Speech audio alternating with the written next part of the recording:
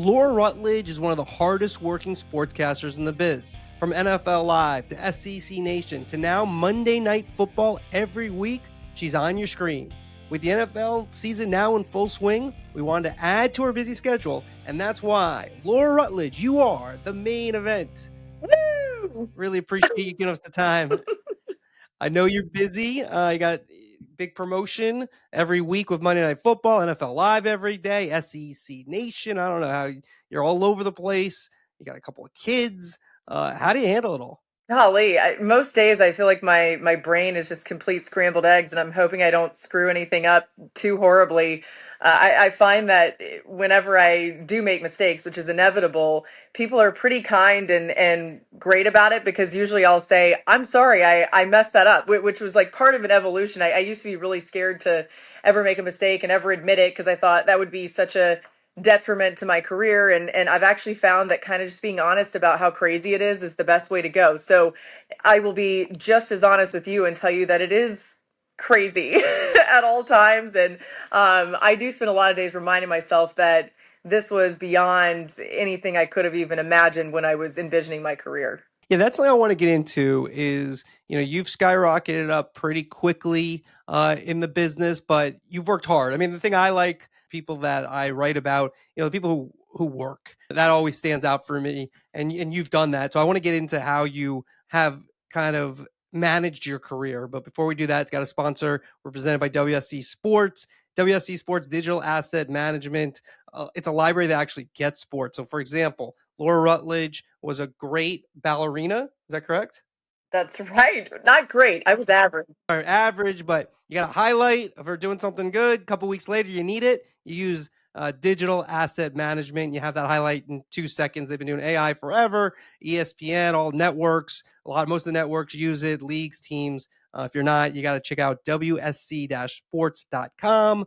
In the show notes and the email, we have Jay Marine, global head of sports for Amazon Video, which will be on September 24th, Off the Record with me, Andrew Marchand, presented by WSC Sports. All right, Laura. So you have all this craziness, but I want to get to how you go from Florida to ESPN. Not every step, but what's the biggest break that in your career when you look at your evolution, and now you've been at ESPN for a good amount of time? Yeah, 10 years, actually a little over 10 years, I guess. And really, I think the cool thing was right out of college, I did baseball jobs. So I worked for Fox Sports Florida, I worked for Fox Sports San Diego, but I always felt like I wanted to get back to doing SEC football. My background in college was a little bit unusual. I did mostly college football recruiting. So I feel like that was the first important thing was I found something unique. I found a niche. At that time, it was something everybody cared about in a different way than they do now. And that gave me a chance to set myself apart. It was more the scouting side of football. And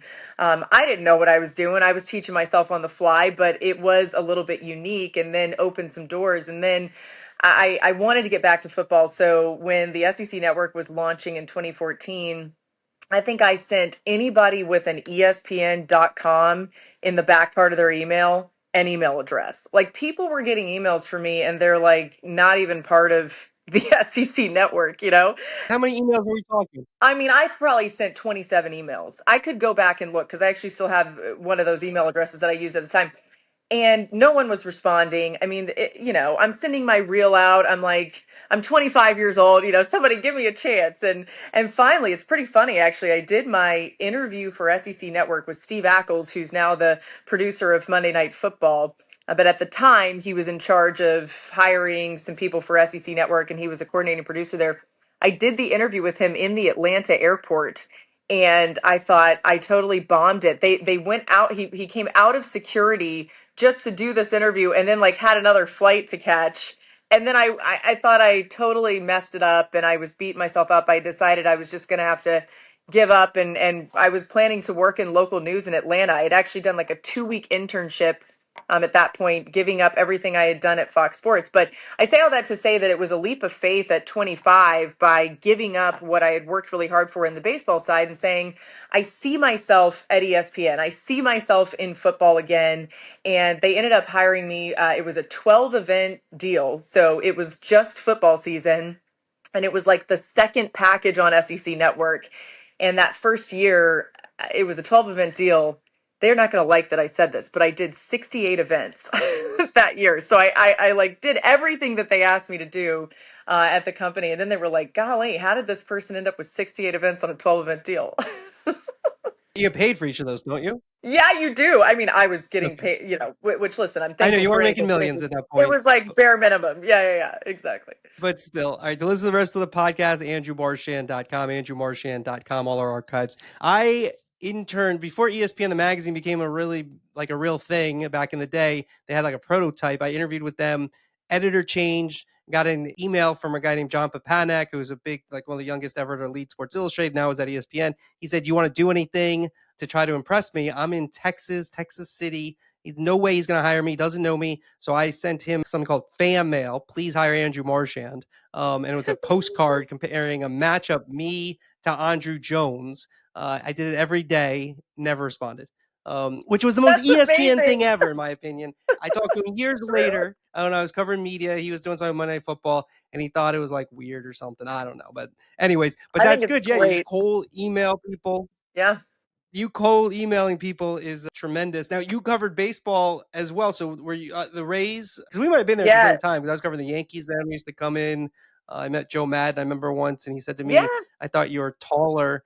I thought you were taller going by your Twitter bio." And I was like, "I don't know. My picture in Twitter." That's So funny. anyway, so baseball must have been a big thing, but you didn't want to do baseball. Yeah, I love baseball and getting my start there actually I think was really beneficial because we're talking 162 games, so I needed reps, and that was a way to get just a ton of reps. And there were so many days where it was just a massive failure in the game. I botched something, I beat myself up, but the best part was you could just go right back out the next day, and I loved that, and I love trying to get better, and I still love that. That's one of the beauties of hosting a daily show. But then I got a chance with Fox Sports San Diego to go to the Padres, and the difference there was I was going to be more the full-time reporter and not just like a pregame and postgame reporter. And then I was also going to have a chance to fill in host. And I thought at 24 years old, no one else is giving me this chance. I wanted to learn how to do it. And I thought that would be a great place to start. So that's why I went to San Diego. I was only there for a year, but it did give me some hosting reps. And then I had to convince ESPN to give me a chance to host, which took a while. Yeah, so then you come to ESPN, and your big break there. Now, obviously, the 68 events on a 12 event deal is they obviously started to think, you know what, Laura Rutledge, we like using her. We're going to keep using her. What's the big break then when you're at ESPN? So it's funny. I think the actual big break, I was getting some chances in like 2017, 2018 to fill in on sports centers and things of that nature. And when Get Up had first launched, they were trying to figure out what it was going to look like. They were having changes with the original cast, right? And the talent office came to me and they're like, "Hey, what do you think about doing some reps on Get Up?" And I'm like, "Sure, But when I first started doing it, I think Greeny was off, which was very rare. He still doesn't normally take time off, but especially in that time, he didn't.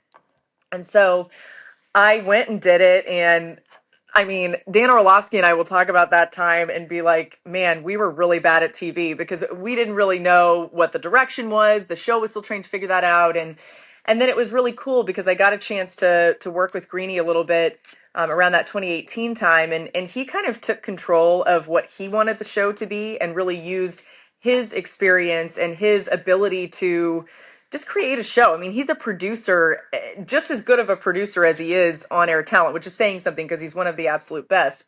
But that was really a break for me because I got to sit next to him. I got to learn from him. I obviously learned a ton watching him on the show and being in the middle of that. But really what I learned was how he ran a meeting, how he constructed a show, how he did teases. I mean, not that anyone's sitting here like watching Mike Greenberg and watching Laura Rutledge and being like, oh, these two are the same people. But if you really watch some of the things that I do, or even the things we do on NFL Live, a lot of it is in the same vein as what he does. He's very different and he's one of the best again. But I learned so much, and that gave me a chance, I think, to show the higher ups or just people in general that I could do a daily show and that I wanted to do a daily show.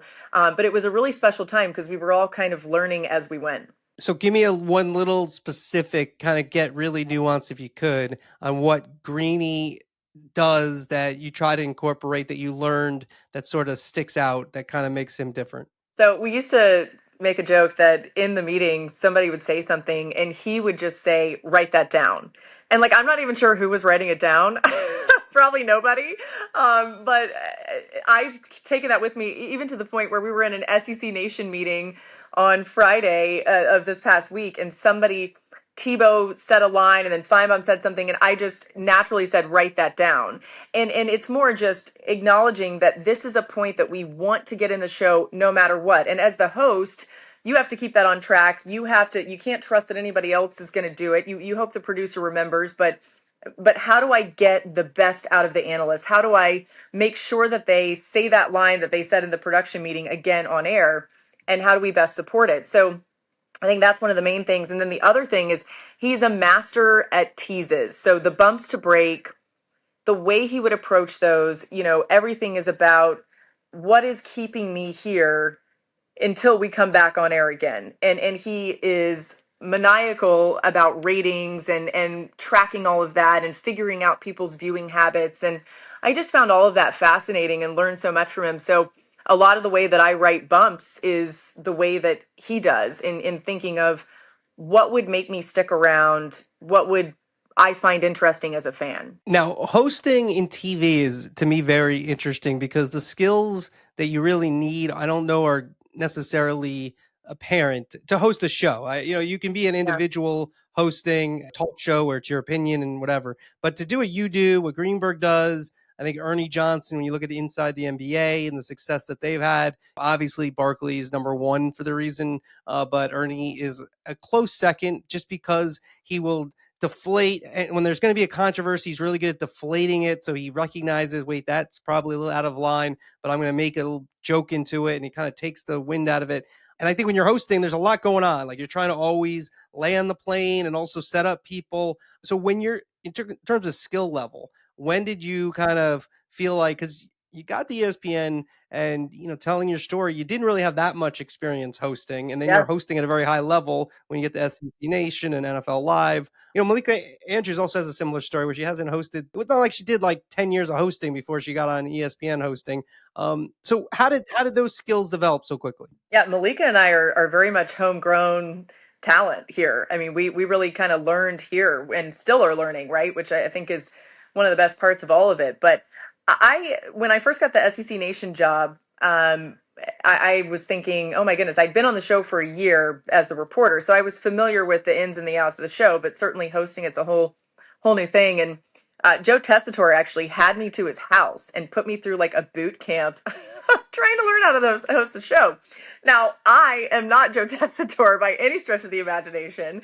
So he's telling me, try to be in that seat, try to be a 200-pound Italian man. And I'm like, I'm not, so how am I going to incorporate what he's telling me and then also bring my own flavor to it? And that took a couple of years to figure out because I very much was trying to host SEC Nation like him for a while. And I say that to say that for me, I think it was coming into being comfortable with exactly who I am, but also like making that the least important thing of the show, if that makes sense. I mean, the best hosts are the ones that you remember Ernie deflating a moment, right? But you don't remember really anything else. You remember what Charles did, on Greeny's show. You remember Marcus Spears having this incredible reaction, but it's because Greeny led him to that reaction. And you're not necessarily thinking about the host. And Greeny's a little bit different because he's such a personality in his own right. But for me, I've always felt like, how can I be the best teammate? And at times when I was trying to find my footing,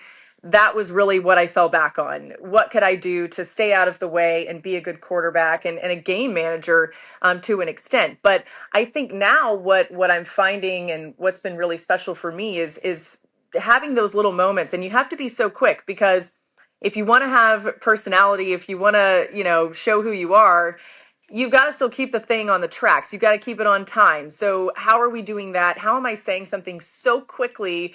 And is it worth it? And there's the constant in your brain of, okay, well, I thought I was going to go here, but then this person said this. So now I can't do that. And now I've got to make sure we get this sponsor read in. And then we've got to get to break at this time. So yeah, it's a ton that's going on in your head.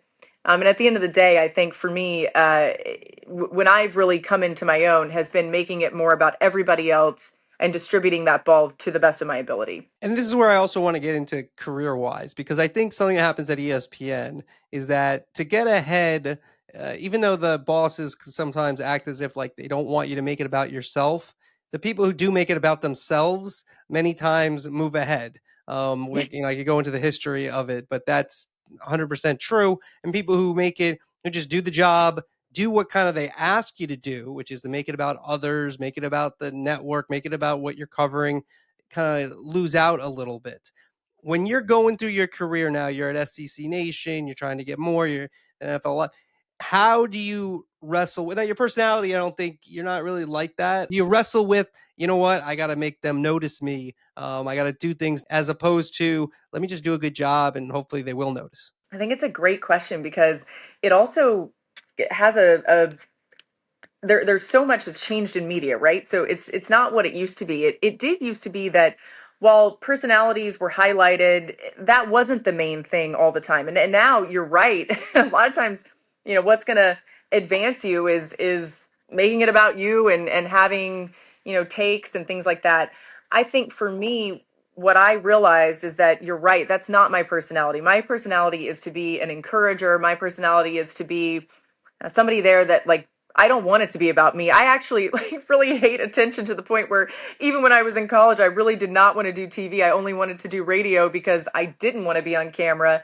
And some of that, still kind of makes me cringe. So I think what has maybe made the difference for me, and through a lot of times where I've been very thankful for getting opportunities, but there have been plenty of times where I felt like maybe I missed out on this, that, and the other that I was probably ready for, or whatever it may be. Maybe I missed out on it because I'm not, this person who people associate with, making it about myself or being a bigger personality. But what I've leaned on is hard work, and I think that's something that I know I can control, and I know I can show up and deliver no matter what the event is or what's happening. And I've always hoped that that would win out in the end. And I'm nowhere near the end, hopefully at 36, but I do think if I get the chance to reflect back on my career one day, I will see that the hard work paid off. It already has in many ways. And that's kind of, I talk to a lot of young people. I feel like that's kind of the only real great purpose that I have anymore in this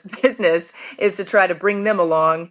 And that's my biggest advice is just like work as hard as you can and do as much as you can, because there's no way that that doesn't pay off, at least in some part. Now, it's interesting to me. You went to University of Florida, and you didn't want to be on television. You wanted to be on radio. But prior to that, you were Miss Florida, which is putting yourself out there in beauty pageants. And so, like, I feel like there's like a dichotomy there. That's sort of because to be in a beauty pageant, I can only imagine that you can't be shy. You got to be willing to put yourself Yeah. out there because you're trying to win a contest. And then you're at Florida, and you're saying, "Well, no, I don't want to really be on TV. I want to do radio." Give me the thought process there. Andrew, I'm very complicated. Okay. No, I'm kidding.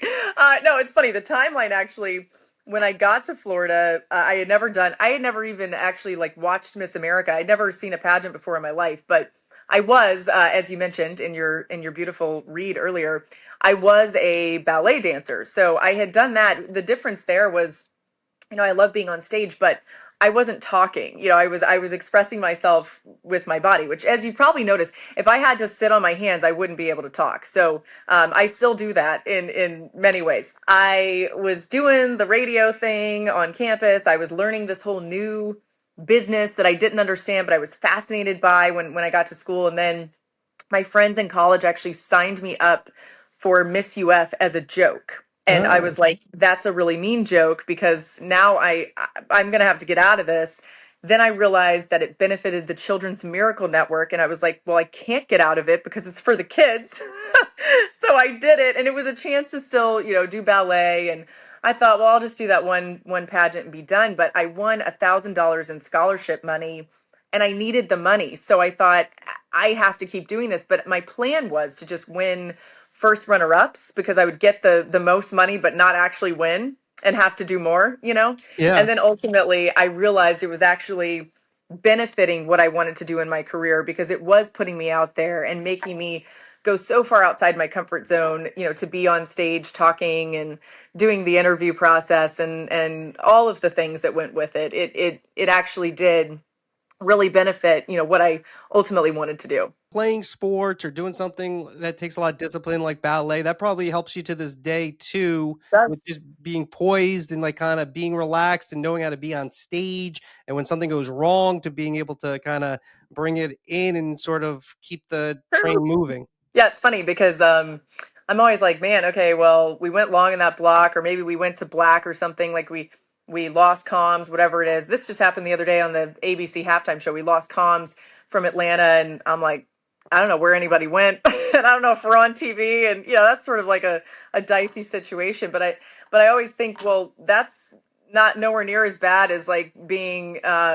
in China by yourself, trying to understand the language and being wrong on everything and getting yelled at by the instructor and thinking that your entire dreams are over. So I always do compare like the discipline and then some of the hard part of. Wait, did that happen though? Oh yeah, I mean, I You can't just say you're in China being yelled at, yeah. thinking like that. You gotta give us a little more there. Well, I study. I know that was like a weird thing No, to no, drop. no, no, it's good. I mean, Uh, I need a little. We need the.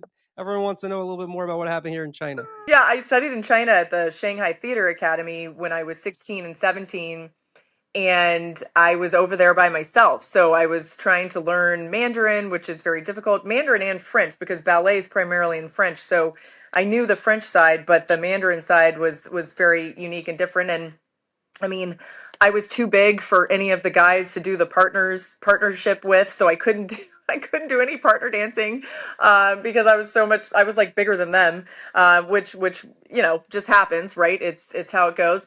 And I was not as good as any of the dancers there, and so I was constantly trying to prove myself and get better, and there was a lack of communication the whole time, and the corrections there were very physical, so at times it was very painful. But it honestly, I mean, as much as now I have children, I would never want my own children to experience that.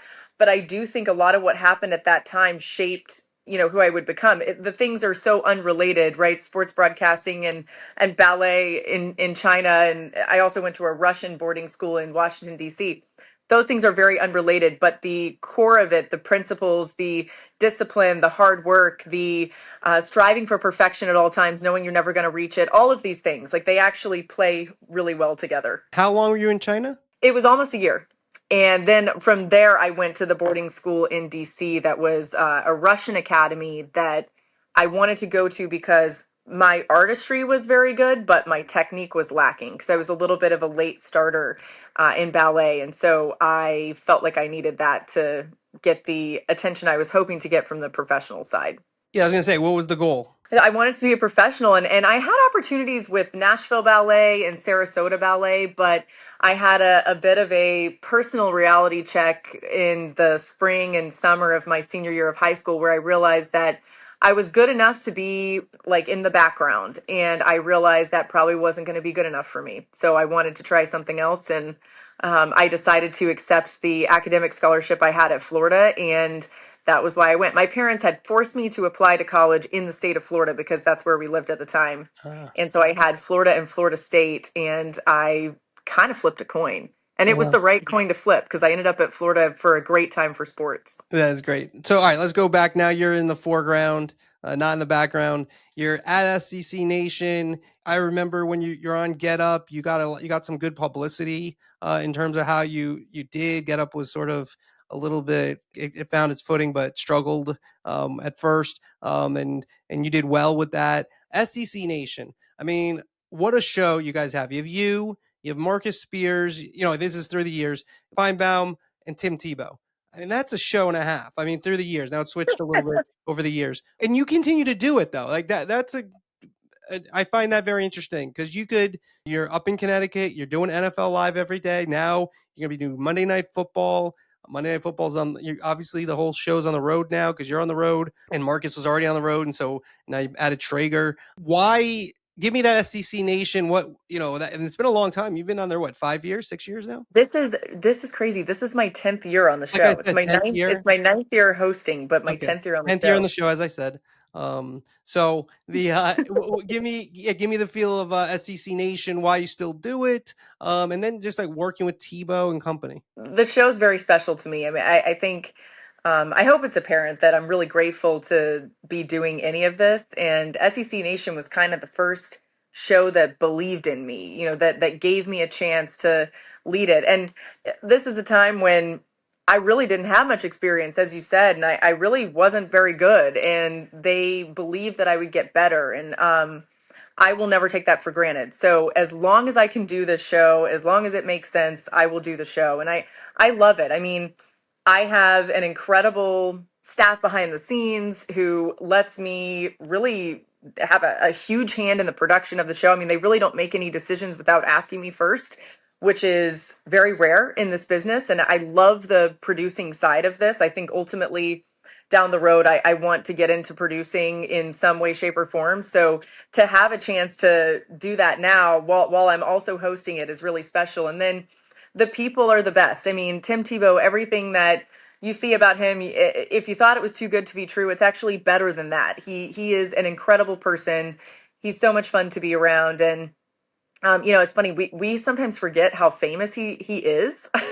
Like we go places and he's just getting mobbed by people, and people, he has affected their lives so deeply. It's amazing. You see people have just these experiences, even by seeing him. And Feinbaum is like my buddy who also gave me a chance, on his show years ago when he didn't need a co-host, and he had me coming in there co-hosting with him, and we've had so much fun over the years. So it is something that to me is almost still like a passion project, and I think those things are so rare. I mean, it's easy to get jaded by everything going on all the time and trying to sort of keep up with the Joneses. So to have something that to me is still very wholesome and pure and special to me means a lot, and it's why I keep coming back. I want to get into the NFL, and you're going to be part of the Super Bowl coverage, which has to be something really important to you to be on the sideline for the Super Bowl. We're presented by WSC Sports. WSC Sports digital asset management, a library that actually gets sports. Use their AI tags each player. The moment a clip comes in, news breaks, you have it. Digital asset management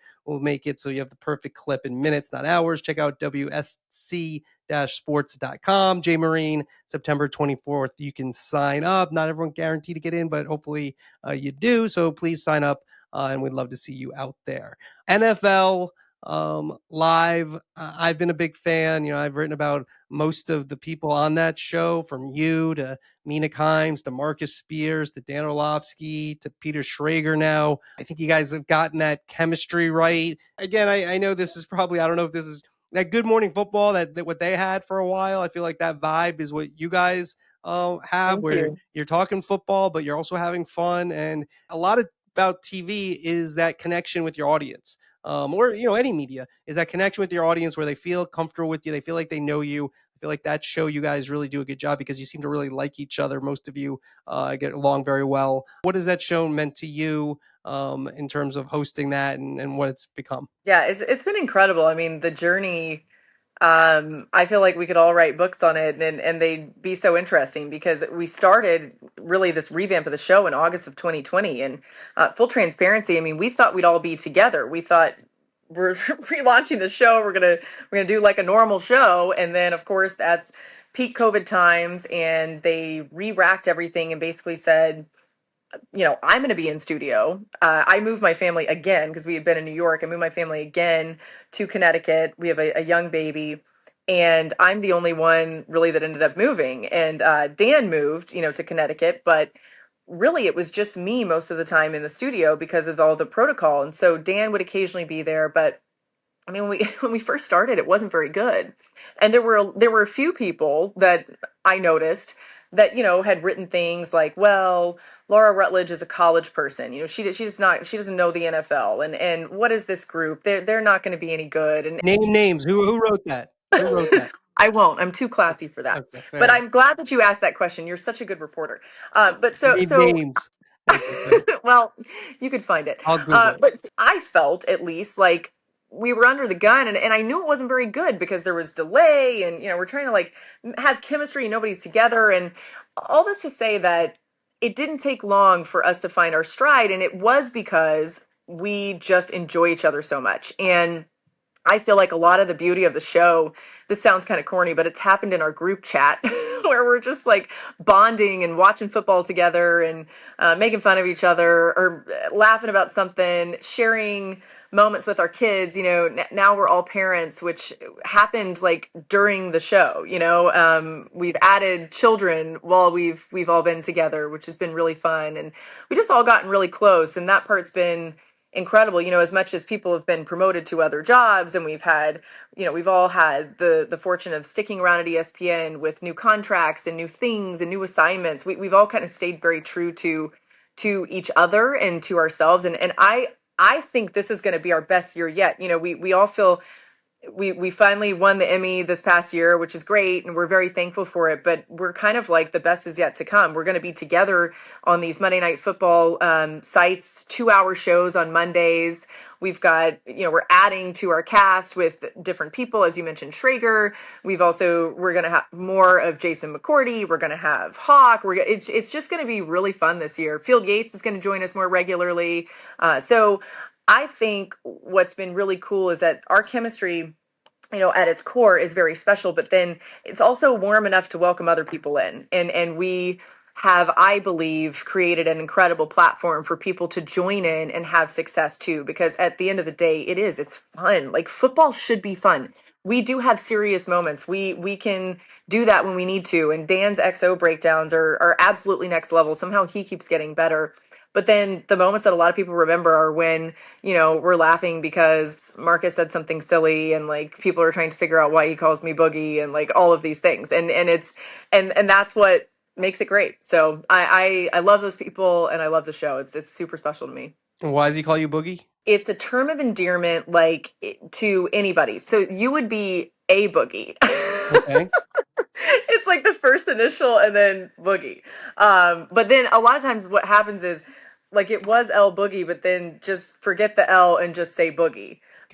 Which I love. My favorite thing is when people tweet me and they just say Boogie, and I'm like, that's Marcus. That's his magic. It transcends. Doesn't matter who you are.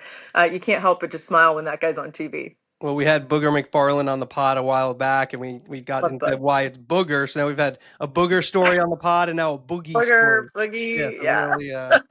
really, I we're love getting this. that. This is why this is like the Pentagon Papers of sports media. Exactly. Now let's finish off here. This year, you've done Monday Night Football a number of times. You've done big time college football as well on the sideline. But now this year, you're going to be on the sideline for every week, which sets you up for the following year, which ends in a Super Bowl, which means that this is ESPN's plan, and I'm not breaking any news to you, is that you'll be on the sideline during a Super Bowl, which is pretty incredible for anybody in your career. Work a Super Bowl, it's something different. What does this promotion mean to you?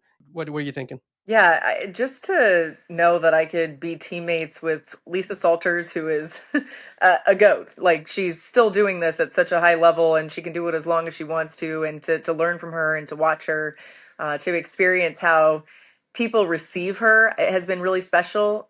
She gets on the Zoom call or goes into a meeting, and everyone lights up, and they've got familiarity with her. And Joe and Troy are iconic, and I can't believe half the time that I even get to work with them. They're so much fun. They're so interesting.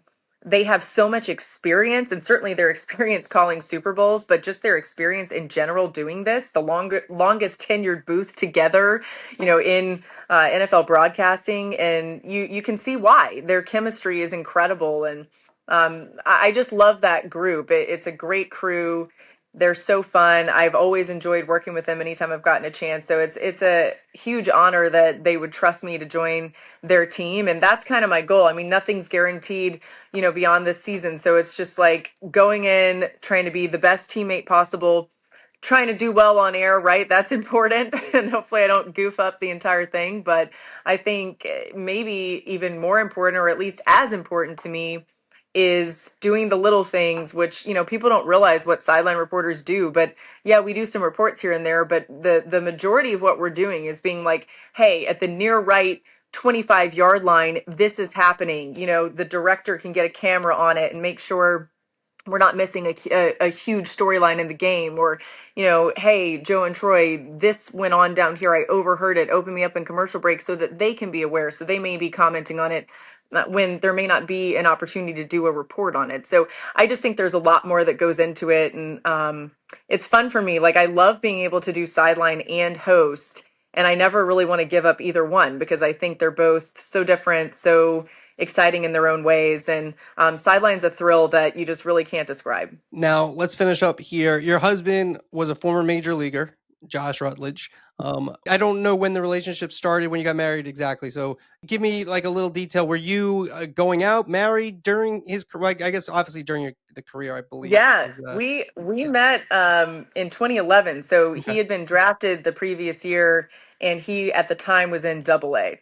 And Okay. then we got married very young. We were both 25 when we got married. Oh, So wow. he was with me like at the very beginning of the SEC network situation when we got married. But he saw all before that too. So he's been in it for the long haul, and he's stuck with me forever.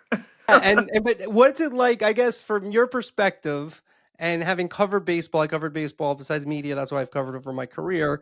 And I never actually had firsthand with anybody's girlfriend or wife, but every once in a while you get some feedback. My wife read this, for you watching in like the media and the whole thing. Boston was, he was in Boston for a Yeah. bit. So what was that like for you as a baseball wife? I was not good at it because I would get so mad, Andrew. Like, I would be, I don't care what people say about me. I really don't. But if people were criticizing him, I would lose it. And this is a true story. I actually think this Twitter or X handle might still exist. But when he was with the Angels, I made a fake Twitter, which I'm admitting this. Okay. I know this was wrong. I'm not doing it ever since, but this was a one-time thing. And the name was like Billy Halo 76 or something. And Billy Halo only tweeted positive things about Josh Rutledge, and then like the occasional Mike Trout tweet, because I was like, shoot, someone's gonna figure this out. So if anyone had said anything negative about him, I would find them, and then Billy Halo would be like, you're wrong, blah blah blah blah blah, and back it up with stats or whatever. I don't think Josh knows this. If he watches this, he's gonna be really mad at me. But I'm looking but up that Billy was Halo. What was the? Do you know the exact numbers? I'm it looking was it up. like I'm gonna find it for you. But it was like Billy Halo 76 or something. I think I put some numbers at the end because somebody was already Billy Halo, so I couldn't be just Billy Halo. But I really struggled with it. I couldn't deal. There were times even. I mean, when he played for the Red Sox, when I go to the game, and there were a couple games. I mean, I was very thankful to be there when he had a home run over the Green Monster, and I saw some great moments. But they had him at third base, and he hadn't played third base since like middle school or something. He barely played third base, and he's like at the hot corner. They're in Fenway. He has a couple errors in a game, and I'm sitting in the stands, and people are booing him, and I'm like, "Shut up!" I'm like, I don't know what to do. I can't. What am I supposed to do? I'm like yelling at people. And actually, I decided I needed to shrink away into my seat, and it's just I do have a lot. I mean, look, nobody has a sympathy for professional athletes. I get that, but I do think that at times my own experience has influenced the way that I will speak about players and maybe their families. Like, just knowing that at the end of the day, but for the most part, everyone's trying their best, and I get why fans are the best. Like, they're fanatics for a reason, but sometimes, you know, it can be painful. 100%. And I think that's why personally, like having covered, when you're in the clubhouse, you get to know people, much Yeah, better. Even though the Yankees, it's a little bit different than the Rays in terms of there's the amount of media and how big it is. right. But you get to know people and they're human beings. I mean, that's the thing that I think is lost a little bit True. sometimes. I mean, I always like I don't really understand how I get it. People pay money, but you can't just say whatever you want at people. I Like, know. especially stuff you'd never say if you met them in person. You're just like, you have the protection of being in the stands and you say like the worst things that there's literally zero chance you would say this to this person's face. So true. I don't know. Like, I'm sad that people want to do that, but And by the way, Billy Halo, he was fighting people, but he was very nice with his Oh, fighting. Billy So Halo. Okay, I'm gonna find I Billy would never. Halo. I gotta be honest. This is probably gonna get clipped. The Billy Halo because that's amazing. It That is was an amazing so story. ridiculous. I deserve it. Laura, I appreciate it. I know you're very busy. You got NFL Live, you got SEC Nation, you got kids, you got Monday Night Football now. I don't know. Are you adding anything else? Am I missing something? I don't know. I mean, listen, if there's something else I should add, I'm here. I'll do whatever I can. But I'm thankful for your time. You'll replace my co-host on Tuesdays, Mina Perel. We'll get you in there as the co-host on for Marchand Sports Media. Now you're doing way too big. You're too big for that. Laura, thank you very much. Appreciate it. Best of luck going forward. Thanks. We'll talk soon for sure.